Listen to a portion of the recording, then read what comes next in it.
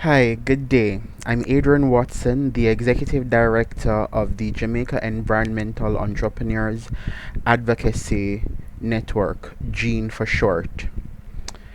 We are partnering today with the Care About Climate ClimAcademy course for sustainable development. And I just wanted to assist all the students in how to design a project plan and creating a sustainable organization. So today's lesson will be focusing on how you can transition your project plan into a sustainable organization or a sustainable business.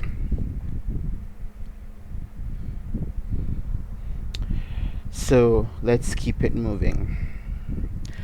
So by definition, a sustainable organization is basically an organization that can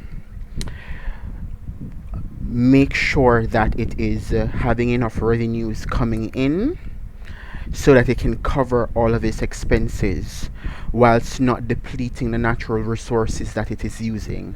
A matter of fact, these sustainable organization or organizational sustainability means that it is protecting the natural resources around itself.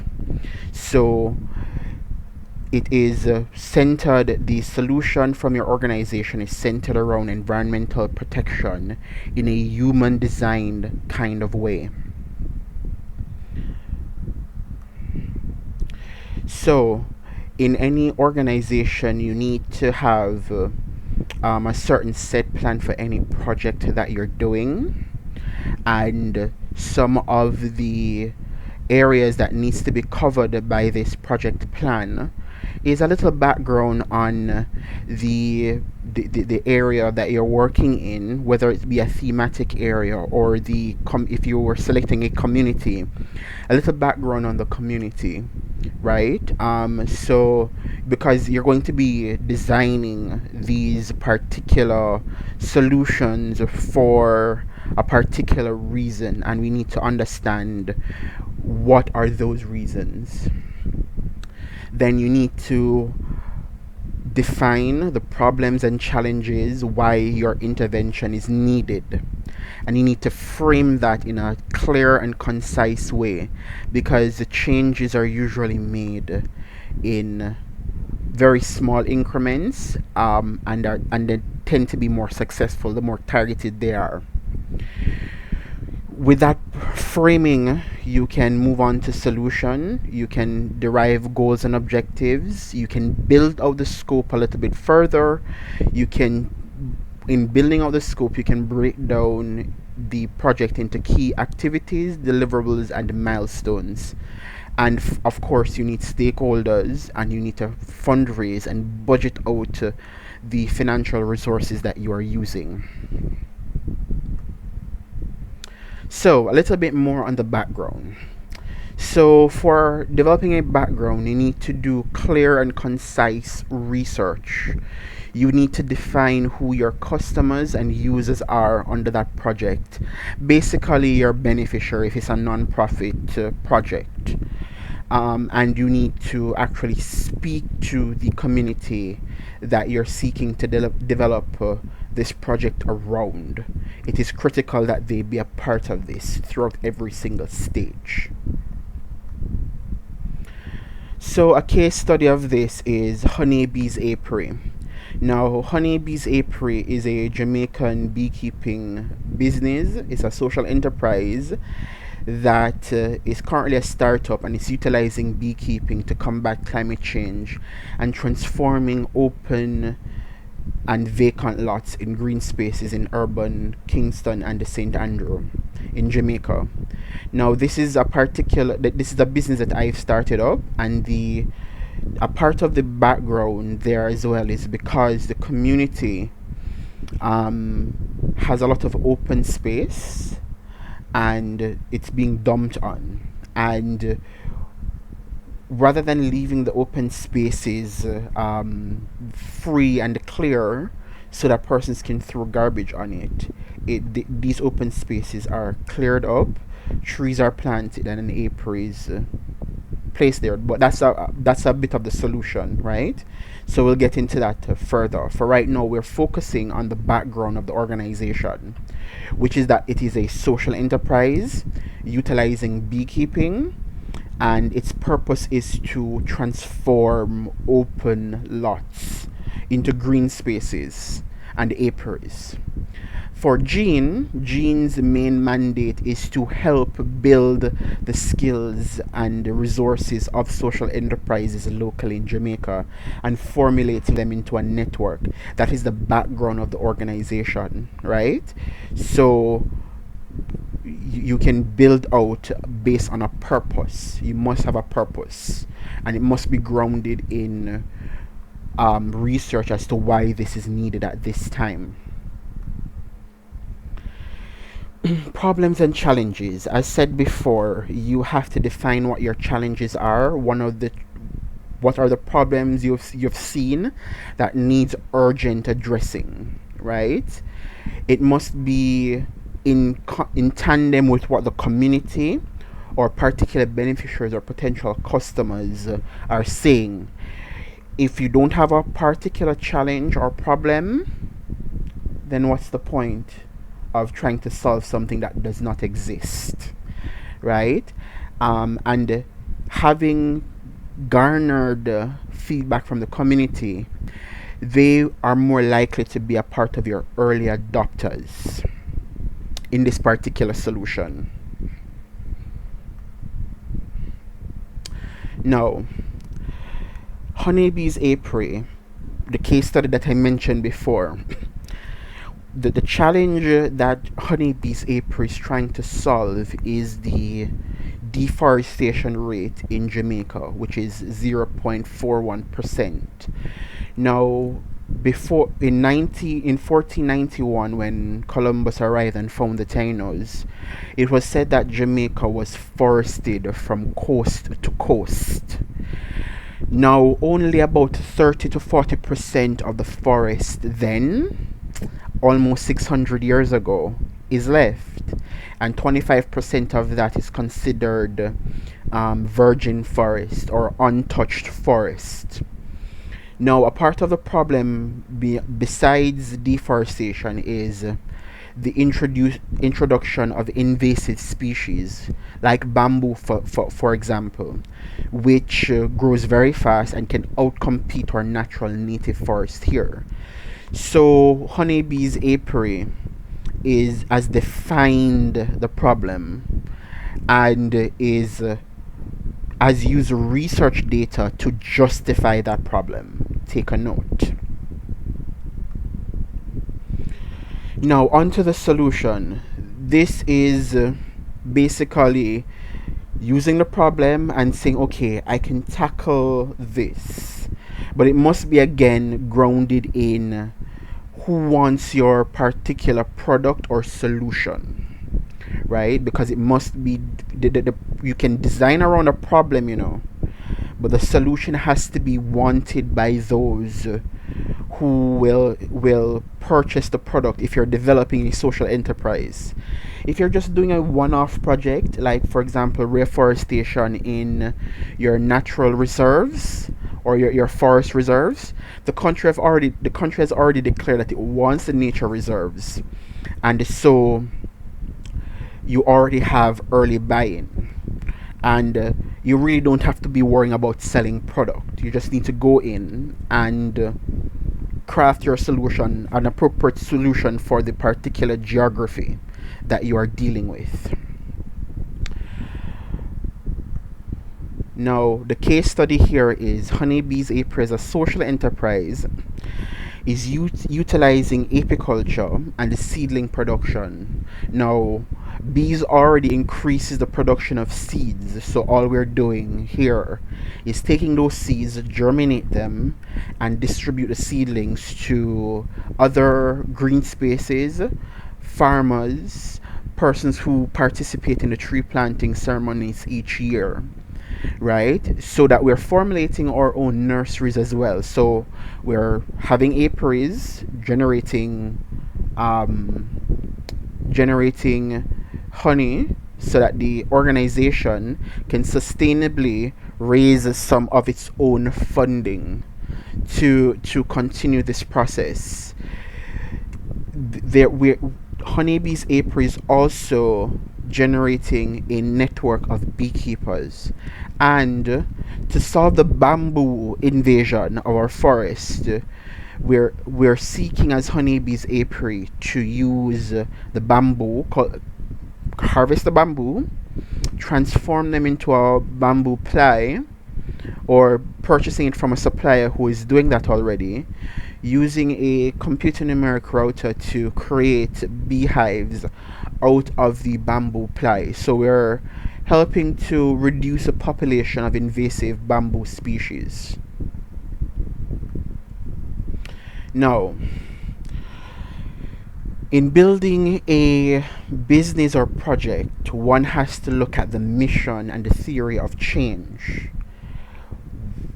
The mission looks at what are you trying to solve, which is the problem. What is your goal in the long term, well, in the short and long term? What are you trying to achieve ultimately?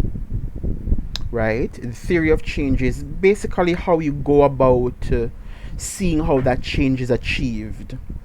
How are you proposing that this change will be achieved? Why does this change need to occur? Is it a good change? Because not every change is appropriate for the particular scenario that you are in. Now, the case study here is that the core mission of a honeybees apiary is to increase biodiversity in urban and rural spaces, bringing back the forest. How is honeybees apiary doing this? By using beekeeping to increase the number of seeds and seedlings in our particular environment, and then creating functional green spaces that include pollinators in both urban and rural settings. So we're increasing the urban forestry, so not just depending on rural areas to do all of the work for us, but involving urban spaces in building urban biodiversity to make sure that we have enough oxygen and that urban spaces can participate in the sequestration of carbon. JEEAN's mission ultimately is to create a network of consultants that can do consultations at an affordable rate, and creating an incubator and maker space for social enterprise so that they can test their ideas to see if this is feasible. Because a lot of social enterprises and young people don't have the money to afford expensive consultants or an expensive incubator space. So again, here is where we are defining our purpose and our objective, and we would have hinted at some of those objectives before, right? So what is your aim of the project or organization? What is the goal of your project or organization? And what are some of those clearly defined objectives? You have to be able to define why. So those 5 W's come into play. What you're doing, how you're doing it, why you're doing it, when you're doing it, who is doing it, and so on. Now, when designing an organization or project, you must keep in mind the 4 P's. People, who you're serving, what talents do your staff and volunteers have, what staff can do to help, why do you need the service. Planet, you have to consider how the planet benefits, and does it benefit? Is there a way that you can remove greenhouse gases? Is there a way that you can increase urban biodiversity? Is this project or organization generating a profit? What are you doing with that profit? Who pays for the product? Can they pay for the product or service? And is this intervention that is designed helping? And that will determine how much profit you can get from it. And then, of course, ultimately, again, purpose. Have that clearly defined in your mission and the solution and your theory of change. And it has to basically think about the human part of it and the environmental part of it, because we share this world with other beings. Is the change positive? Again, that pops up again. Now, again, a case study from Honeybee's Apiary. You already know the mission is to increase biodiversity in urban and rural spaces using beekeeping, and also beekeeping training for unskilled or underskilled youth. So we're now you're able to see the human-centered part of or design coming to fore, because we've already mentioned the environmental parts of it. So there's a social cause where we're now subsidizing those who can't afford beekeeping training. So you're now increasing the environmental earnings of those around us. Again, the challenge is deforestation, if I can remind you. A part of the solution is creating urban spaces and doing reforestation work in both urban and rural spaces, beekeeping training, and creating bamboo hives. The income revenue stream that makes Honeybee's Apiary sustainable is honey production, hive production, and beekeeping training. You must be wondering, but I am a charity, I am a NGO, a non-profit. I can't justifiably earn a profit. Yes, you can, even as a charity or a social enterprise. It's just a matter of what you do with those profits. If you are creating profits from whatever you're doing, you can reinvest those back into the persons that you are seeking as your beneficiaries. So you can take that profit and subsidize or give free training. Right? So just think about how you can use that funding. So it makes you less dependent on grants to do your social good. Now, considering that you're building a sustainable organization, you have to think about how you go about being registered in your particular country. Now, for each country, it's a different type of registration. So the registration in Jamaica will definitely look different from the other Caribbean islands, and it will definitely look different from the United States, Canada, Nepal, or any other Asian country, Asian or Pacific country.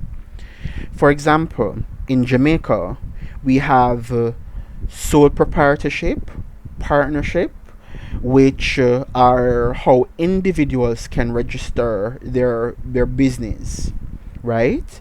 If they don't want to go and formulate a big corporation. But it just means that if they get sued as the person. If they want to formulate a company in Jamaica, you have two options.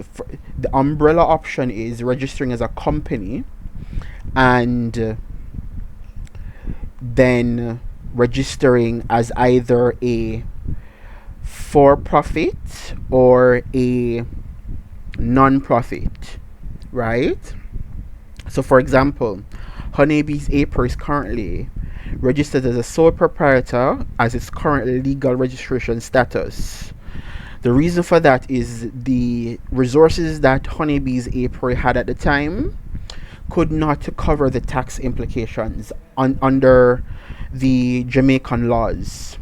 JEEAN is formulating itself as a non-profit company and then going to the Department of Cooperatives and Friendly Societies to gain charitable status. And the board and the management team are required for this. So you have to build a team around you that fulfills all of the needs of the particular intervention that you are trying to achieve. So for JEEAN, we need somebody who has legal expertise, environmental expertise, um, and how to manage business administration, right? Project management, right? So the skills are crucial in building a team for a company. Somebody who is good at accounting and knows the tax situation in your particular country and can manage the reporting. Reporting is crucial. Now, the scope of the project is defined as a feature or function of the project or product or scope of work. So it's basically saying what you're doing, what the parameters in which you're working, what are you trying to achieve. Again, case study. Honeybee's apiary. Its scope is basically centered around the sustainable beekeeping. So it is delivering a sustainable beekeeping course for those who don't have a skill.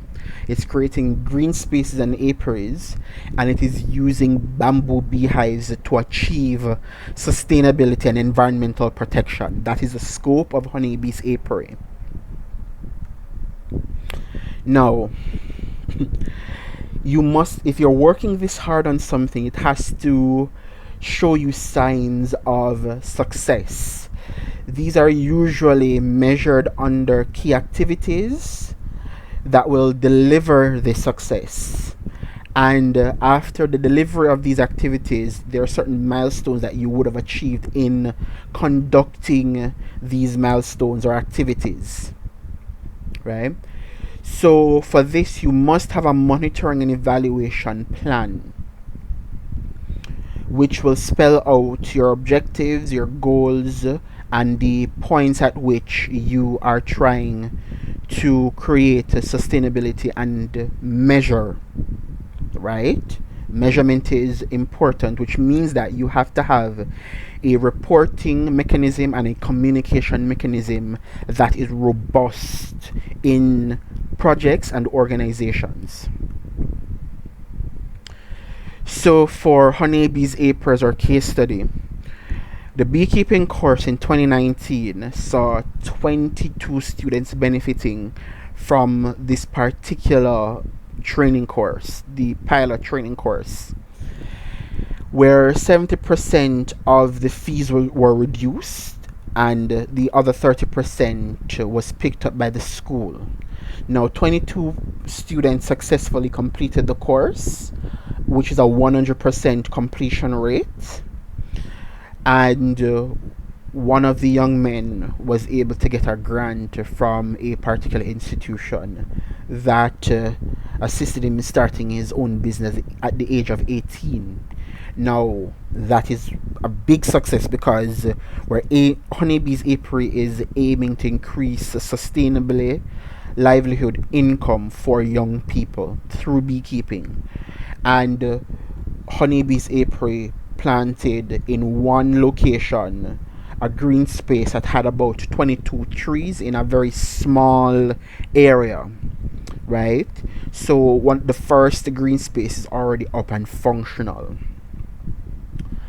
Some of the operational costs of these subsidized courses were picked up by the fact that the same apiary that is used for training is producing honey, so that the program can stay afloat once those products are being sold. Now, stakeholders, I want you to come back here for a bit. Now, the stakeholders that you're seeking to engage must, for example, if you're looking at doing something in a geographic community, the community-based organizations in that area has to be a stakeholder. Anybody who is funding your particular project or organization or charity is a stakeholder, and it has to be able to fit in what they want to see. So you have to have buy-in. So this is not only about you, the founder, and what you want to do. The particular beneficiaries and customer has to see it as a part of their modus operandi, is a part of their vision for themselves. So the beekeepers from Honeybees Apiary, who are beekeeping students, had to have seen that they wanted to become a beekeeper, and that's why they were attending the agricultural school in which the training was done. So you're not imposing anything on them that they don't want for themselves. So teams include the project manager, the project team, the beneficiaries, the sponsors, the customers, the users, right? Now, now that we have clarified that funders are also stakeholders, they're going to request that you have an estimated budget of what this would cost them to help you, right? So you need to list out the kind of resources that you would need. So you need to itemize very clearly the objectives and what each objectives would cost and each goals would cost, and then break those down into key activities. And now the key activities will give you the line items that you would need to be able to achieve each activity and contribute to the overall goal. So you need to be able to highlight all of the resources that you would need to achieve such. So for example, facilitators, administrative costs like printing, computers. For us here at Honeybees Apiary and JEEAN, it would be consultants, hives, seedlings, and the likes. So if you have any questions, please feel free to reach out to the Care About ClimAcademy team, and also JEEAN. Please see my details on the screen here. Thank you for your attention, and I look forward to your questions.